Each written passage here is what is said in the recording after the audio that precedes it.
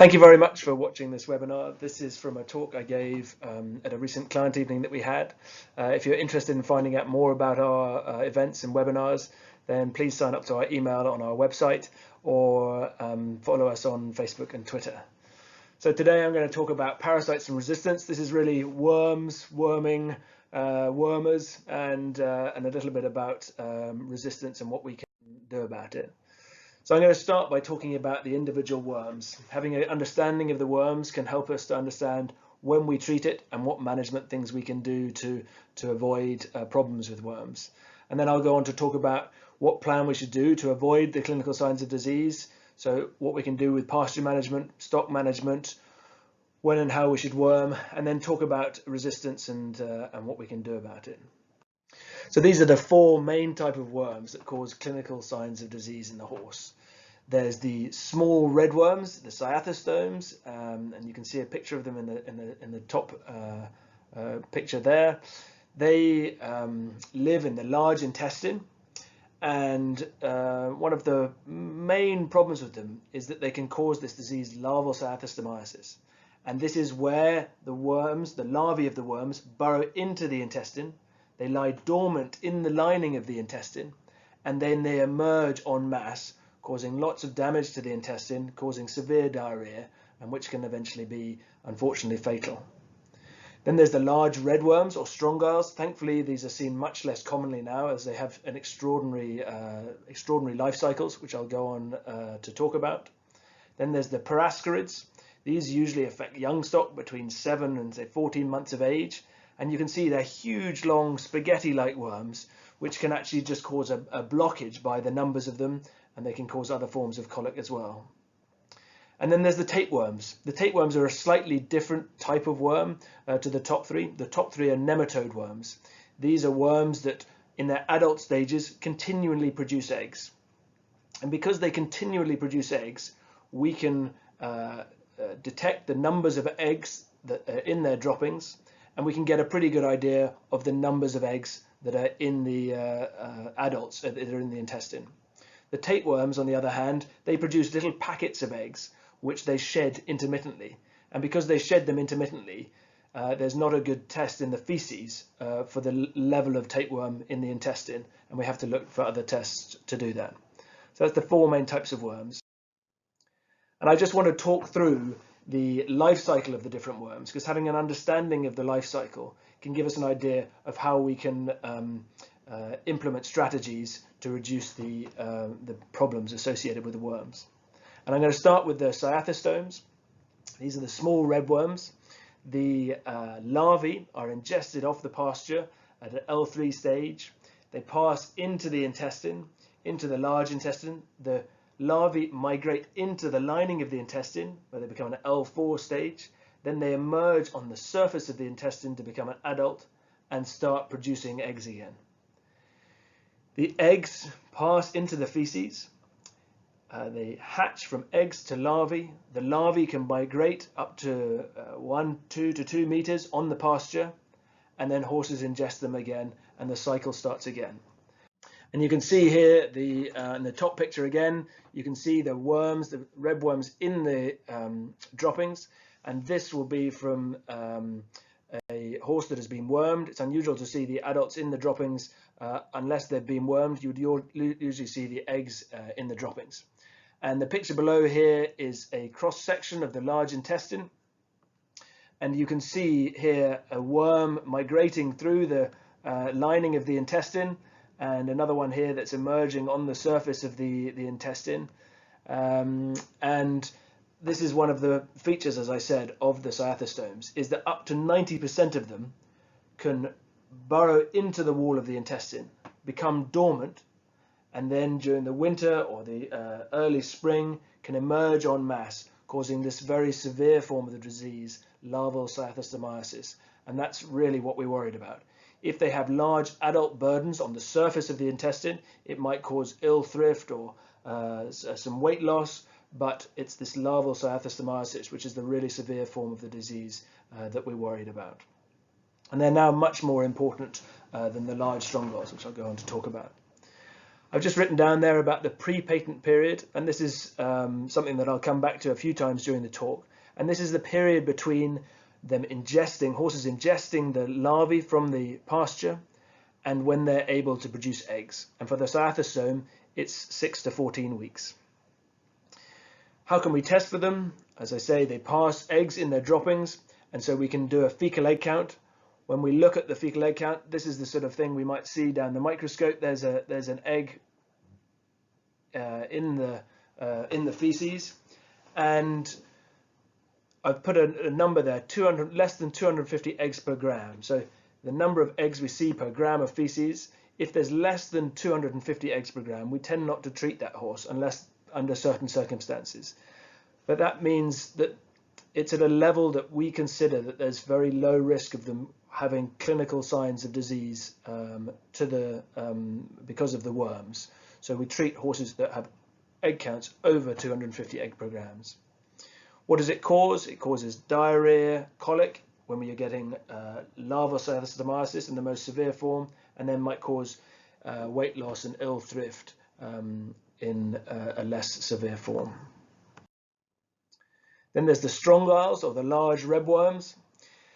There's Strongyles vulgaris. These have extraordinary life cycles. The Strongyles vulgaris migrates into the arteries that supply the intestines, and they can actually block that artery and can cause a severe form of colic.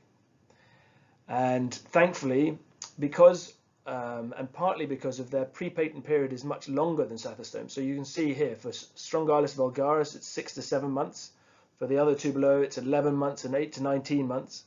And because of this long pre-patent period, they are less likely to form resistance. So you can imagine a scenario where you worm a horse for Strongyles, and it kills 95% of the worms in the intestine, and you're left with the more resistant worms, but it takes them up to 6 to 7 months to start producing eggs. So that's in comparison to the much shorter period for the Cyathastomes. The other two have similarly extraordinary life cycles. The E. dentatus, which is a picture of the one below, E. dentus, you can imagine a tooth there, and that has a life cycle that takes it through the liver, through the lining of the abdomen, and back into the intestine, and has a pre-patent period of 11 months. And S. equinus, again, migrates through the liver, through the pancreas, and back into the intestine. So an extraordinary life cycle, but thankfully they're much less commonly seen now than they once were. There is a concern, because we're getting increasing resistance to wormers, that we may see more of these large rebworms and the problems associated with them if we're not careful about how we use wormers. Then the large roundworms, the parascarids. These most commonly affect young horses between 7 to 14 months of age. They again have a pretty extraordinary life cycle, and this is the purple arrow, and again they ingest larvae off the pasture. They pass into the intestines, they pass through the liver, through the lungs, they're coughed up, swallowed again, passed into the small intestine, and that's where the adult stages form. And then from there they pass eggs into the feces, and the cycle continues like with the Cyathastomes. And you can see on the right here the sort of thing you might see from a heavy burden, and you can see they can actually block the intestine, cause an impaction with the intestine, and they can also cause the gut in a young horse to telescope on itself, and that's called an intussusception, and that can cause significant colic in a young horse. The eggs are particularly hardy. They can last up to 10 years in the environment. One of the things that I try and do in intensively used paddocks for young stock is to try and feed them off the ground, to try and reduce the amount of larvae that are being ingested off the ground. The wormers for parascarids are not effective against the adult stages, and so there's no reason to worm less than about 3-4 months of age until the ascarids have reached their adult stages. The pre-patent period is slightly longer for ascarids. It's 12 to 16 weeks when compared with the Cyathastomes. And note there we can do a fecal egg count test, like with the Cyathastomes. The adult stages pass eggs, and that gives us an idea of the numbers of worms in the intestines. but the cutoff point for when we worm them is lower at 100 eggs per gram. And the sort of clinical signs that may be caused by the parascarids are a cough, whilst when the the larvae are migrating through the lungs, and also the intussusception and impactions that I talked about. I think also the larvae migrating through the lungs can potentially predispose the horse to other conditions in the lungs, perhaps other forms of bacterial lung disease. So it's an important disease to manage well and be aware of.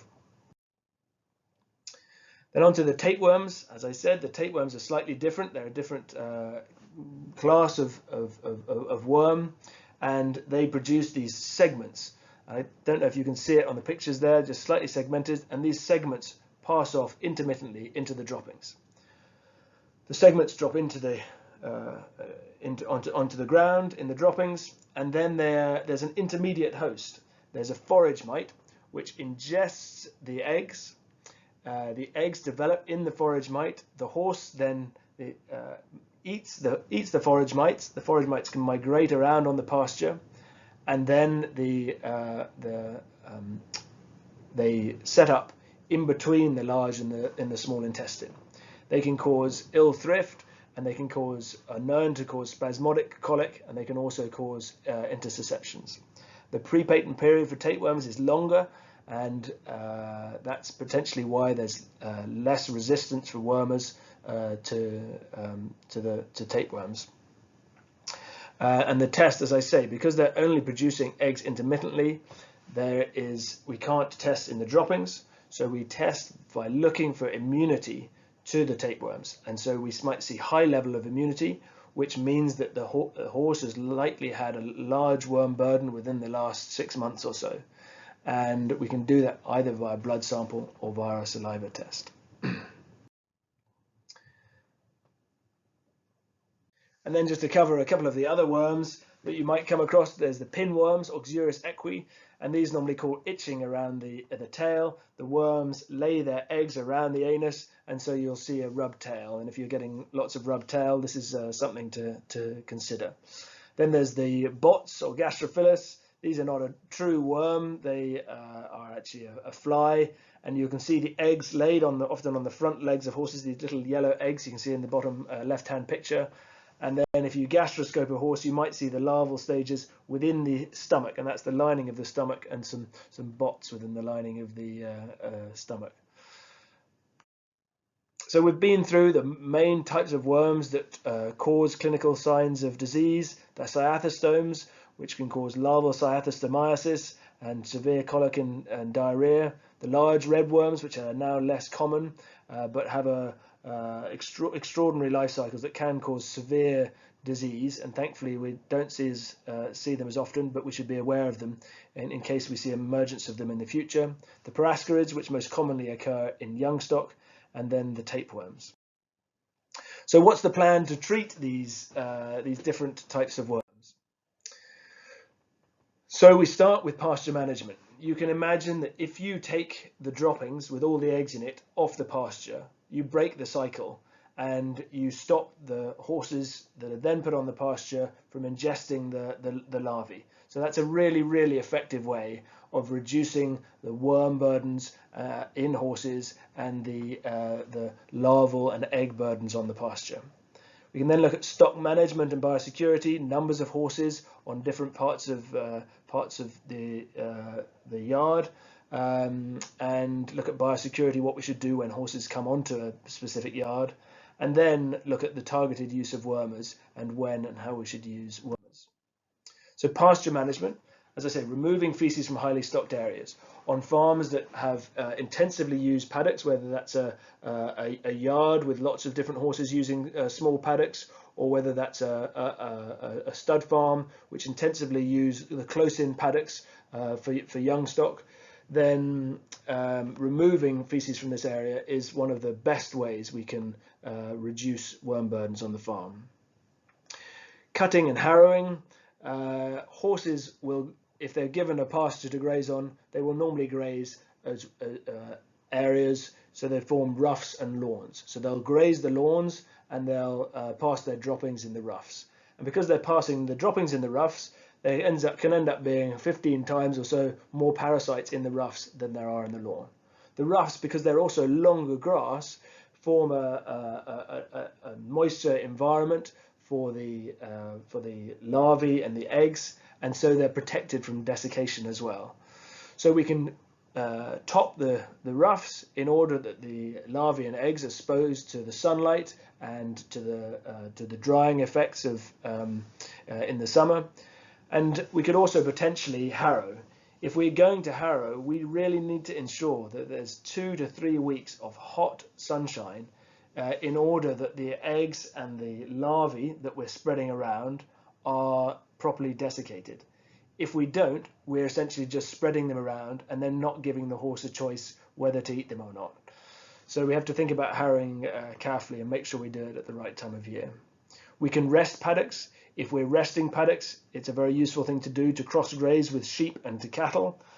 So sheep graze grass much shorter than horses, and so they essentially clean any larvae or eggs that are on the grass, and that can be very useful as a tool for managing the pasture. In the worst case scenarios, where pastures have become sick and there's persistently issues with high worm burdens, then we can plough and reseed pastures to try and improve them. I often get asked about composting and whether we can put the droppings that have come off a pasture back onto the pasture. You can, but you need to be able to achieve temperatures of over 40 degrees for over 2 weeks in order to damage the larvae and the eggs. And that's quite hard to achieve. So unless you're achieving that, I would suggest that you don't put the manure back onto the pasture where you're going to graze your stock. So we talked about pasture management, and there's stock management and biosecurity. It used to be considered that the right thing to do was to dose a group of horses before you move them to a clean pasture.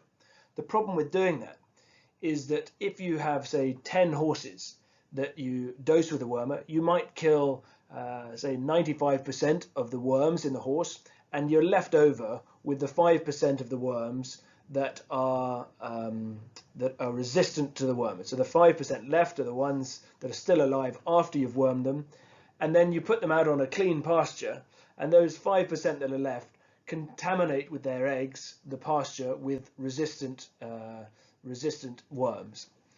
And so we now don't advise dosing and moving to clean pastures because of that, because of contaminating a pasture just with the resistant worms. We can feed out of feeders, as I discussed before, to try and stop this, break this cycle of ingesting larvae off the pasture. And then in cases where we're having trouble managing worms on farms, we can look to going to a more extensive management, which essentially is just diluting the number of worms and eggs that you're putting onto the pasture. The worm management program is definitely part of the biosecurity, should be definitely part of the biosecurity program for a farm. You can imagine a scenario where you bring a new horse onto a farm. It has a high worm burden of resistant worms, and if it's put out onto a pasture, then it will contaminate your pasture with these resistant worms. So when a horse arrives at a farm, there should be a protocol to quarantine it, to test its droppings for worms, potentially take a blood test or a saliva test for tapeworms, to understand what its worm burden is, worm it with an appropriate wormer before it goes out on the pasture. So having got the first two right, the pasture management and the stock management, we move on to the targeted use of wormers to try and reduce the amount of worms and worm burdens on the farm.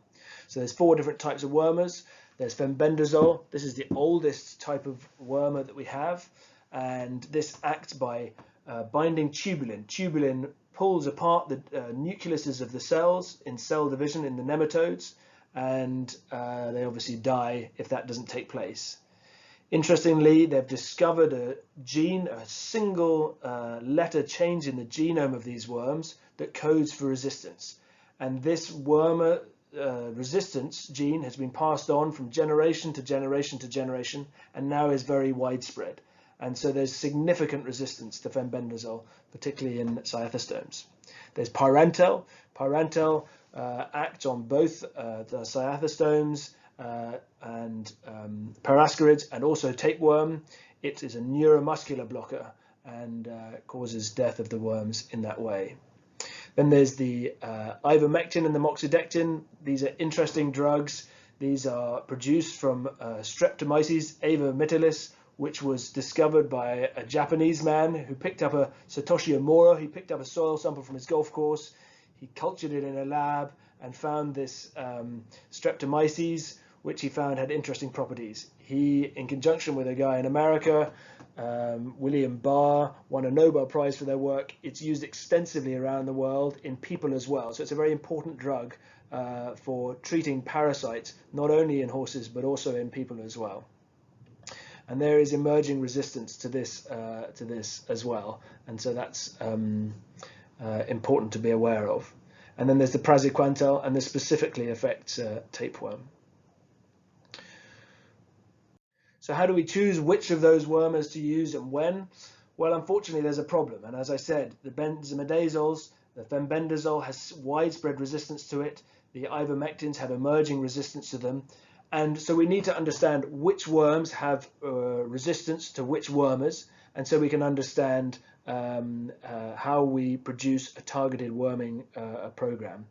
And this is not dissimilar to the problems that they have in antibiotics, where there's emerging resistance and the antibiotics simply don't work anymore. And this also occurs in parasites. The more we use them, the more resistance that emerge, they become ineffective. So fenbendazole is largely ineffective against the Cyathastomes. And the problem is if we get the same problem in ivermectin or moxidectin, the Equest, for example, then we're in real trouble. We've got a horse with clinical signs of disease, but the pasture is not sensitive to the wormer that we're using. Then in horses we're in trouble, but also there's potential problems in people as well. So what is anthelmintic resistance? It's the heritable ability of worms to survive a dose of anthelmintic. So you can imagine a scenario where you treat a horse with a wormer on the bottom left-hand side of the screen there. You expect 97% of the worms or so to die, and you're left with 3% of the worms left over. Those 3% of worms left over are the resistant worms. They're the ones that weren't affected by the wormer. If you keep doing that time and time again, so if you do it repeatedly over shortened periods of time, an excessive use of it, you'll end up in a scenario where those 3% of the worms you're left with grow up, produce eggs themselves, there's a worm burden formed with more of these resistant worms, and you get a scenario where you give a wormer, you kill 80% of the worms, and then 20% of the worms are left over as the resistant worms. And this can occur because you're using it excessively. So every time you worm a horse, you're killing all the sensitive ones and you're leaving this small amount of resistant ones. You might be using an intricate interval. There might be high worm burdens due to poor management. So that 3% actually it represents quite a high number of actual worms. And so you worm, you end up with a small amount of resistant worms, and you do it again, and each time you do it, you end up with a larger proportion of resistant worms. And you might end up with a scenario on the right where you kill 80% and 20% are left over in resistance, and the ultimate end point is where you give a wormer and nothing happens and all the worms are. Another feature of resistance is the egg reappearance period. So this is a study that was done in thoroughbreds looking at Cyathastome egg reappearance periods after a dose of ivermectin. Originally, this reappearance period was 8 to 13 weeks.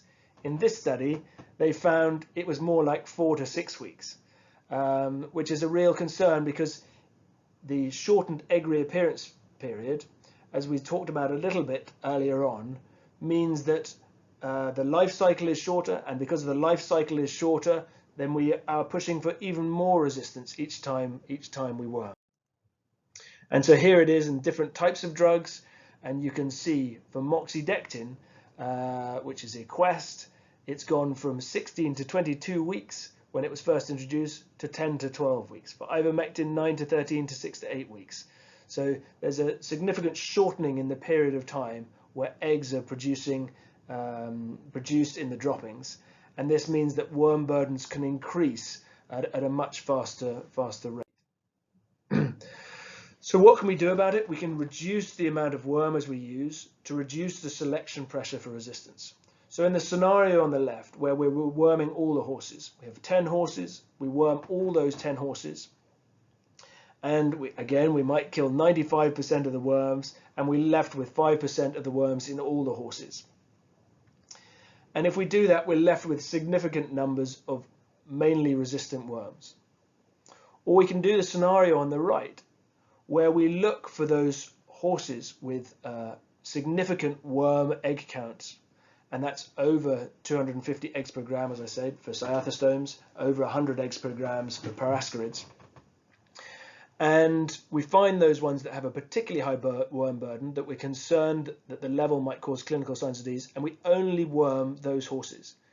And you can see that we worm those specific horses, and we end up with a far smaller amount of resistant worms each time we go through the worming process. And this works because what they've found doing studies is that 20% of horses carry 80% of the worm burden. So there's certain horses that are particularly susceptible to worms, and we're looking to treat those horses. Those horses that have a good immunity themselves to worms, they may well have a low worm burden naturally, and they don't need worming on a regular basis. So we're not pushing those worms that they carry towards resistance. And that's called having worms in refugia, not constantly showing the wormers to these worms so that they don't develop resistance. We can test for resistance. We can test by doing fecal egg count reduction test. If we give a dose of wormer on day 1 and the horse we know has got an egg count of 400 eggs per gram on that day, and we test it again in 14 days later and it's got only 15 eggs per grams, we know there's about a 95% efficacy rate of the wormer. We can also do egg reappearance times, although we have to do multiple testing on multiple days to try and find out what the egg reappearance time is. And now we're starting to be able to test for specific genes for resistance. And so here's a couple of studies just demonstrating how widespread resistance is. And this is looking at a number of studies from around the world. And this is for Cyathastomes again, and you can see the resistance to benzimidazoles is widespread around the world. For Pyrantel, again, widespread resistance to Cyathastomes around the world. And for macrocyclic lactones, which is the ivermectins and the moxidectins, there's emerging resistance as well. And then we look at the anthelmintic resistance for Parascarids. And we can see here, and it's interesting to note that it's different to the study that I just showed you for the Cyathastomes. So there's some resistance to Pyrantel, but there's widespread resistance when using the ivermectins or the moxidectins.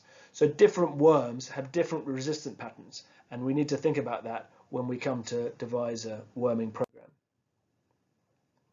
So the university and the HBLB did an interesting study to assess what the best practice is for parasite control, and this was in thoroughbred studs in the UK. And here's an example of some of the data they got. And this was treating yearlings with moxidectin, and they found a really good response to the moxidectin. So the majority of horses had a 95% efficacy of the sort of reduction in the worm egg counts. When they looked at Pyrantel, this was the scenario, and you can see the red lines here show that they didn't actually go down at all. The worm egg counts went up after they'd been given a dose of wormer. So that means that the worm was really completely ineffective, and that's for a significant proportion of the horses there. So that's because of the emergence of resistance. And the real concern is when that this chart here, the moxidectin chart, looks the same as this chart here, that we're giving a dose of moxidectin or a Quest and the worm egg counts are going up. Or if we have a horse that has clinical signs of disease, so is becoming ill-thrifty, is in poor condition, and we give a dose of wormer and the worm egg count goes up, then then it's a really serious situation. So here's a summary of what they found, and you can see the moxidectin was effective, the ivermectins were mostly effective, but there was reduced efficacy for the parascarids. The parantel was found to be effective in mares, but significantly reduced efficacy in yearlings, which I just showed you. Fenbendazole had low efficacy, and that was pretty significant, but it was found to be effective against parascarids. And that's, again, what I was talking about, the difference between different combinations of wormers and worms and their resistance to them. And one of the big take-homes was that the egg reappearance time, which is a sign of resistance, was shorter for all of the wormers than had been previously observed. So this is just a summary of what we see. The fenbendazole, widespread resistance to Cyathastomes, early signs of resistance to parascarids. The parantel, common to have resistance for Cyathastomes, early signs in parascarids. And then for the ivermectin, early signs in Cyathastomes, but widespread for parascarids. So it's just a summary of the different resistance types. So what is currently done on UK Thoroughbred studs, another interesting studies that looked at 61 farms, and the most common approach was to use an indiscriminate whole group treatments. 25% of the respondents dosed and moved to a clean pastures. Only 22% felt that fecal egg count testing was useful in the anthelmintic choice. And interestingly, with all those practices which we've talked about and why they might not be such a good thing, they found that there was a 26% of the farms had illness related to parasites, colic, weight loss, diarrhea, and so on. So that is the current situation at the moment. But what can we do to improve things at a farm level? Well, we can do the different things we've discussed. Implement farm-wide strategies that develop low overall parasite burdens that remain sensitive to the current anthelmintics. So pasture management, we discussed, removing feces from highly stocked areas, thinking about cutting, thinking about topping and harrowing, using stock management, quarantine horses that are coming onto the farm, and avoiding overstock. And then we look at the targeted use of wormers, and using the information that we've got from the life cycle of the worms, and also the worms and what effect different types of worms have on the different types of wormers and the resistance patterns to them, then we can build up a program for use on the yard or the farm. And typically we will dose the adults based on fecal egg count data and also data from tapeworm tests, either from the blood or saliva. Importantly, because there's a margin of error for these tests, we also must look at the horse. So in young stock, if you've got a ill, thrifty looking yearling with a pot belly that looks like it's wormy, then we should also worm that horse as well, because the tests have a margin for error and we need to be aware of that. And so we end up in a scenario where we maybe dosing once or twice a year for tapeworms, and if the horse has got its own good immunity to wormers and consistently has a low fecal egg count, then we don't need to worm it more than that. In our practice, we continue to dose young stock on a time rota. So and that's from birth to when they're a 2-year-old, and it is because the clinical signs that you can see with high worm burdens in young stock can be much more severe. And so we keep them on a timed program to make sure that they are not going to get clinical signs of disease because of worms. We can make sure that the weights are correct and that we avoid underdosing horses and that we're doing it, as per a program. We can, if we're having problems, implement a fecal egg count reduction test to test for the resistance that we might have on particular farms. And we can also do tapeworm bloods to assess for farm-wide resistance patterns. We should monitor new arrivals, as we've discussed, and worm them appropriately as part of our targeted use of wormers. And then we have to think about this concept of minimizing the amount of wormers that the worm population on the farm sees, so that we have worms in refugia, as they say, which is keeping them from seeing wormers to reduce the amount of resistance that occurs in the population of worms that we have. And so this is a typical program that we might have. You can see that the foals and the yearlings are wormed on a structured basis, and then the older horses are wormed based on fecal egg count data and tapeworm data as well.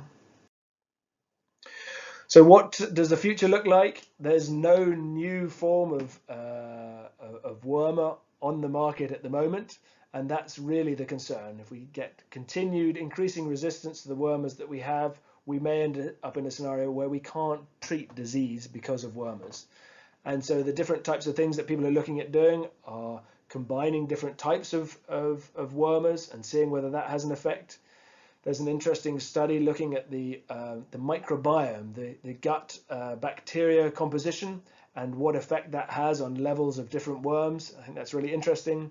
And then people are looking in all sorts of different places for different types of new wormers. And the bottom one was a study looking at a drug compound from the goji berry. I also think that there's an interesting role for looking at the different genes of different worms and where the resistance patterns emerge from and how they're passed on, and that may also be an important part of how we diagnose resistance and potentially treat resistance in the future. Thank you very much. I hope you've enjoyed the talk. If you have any questions, please don't hesitate to get in touch with us at office@pinkhamequine.com. Thank you.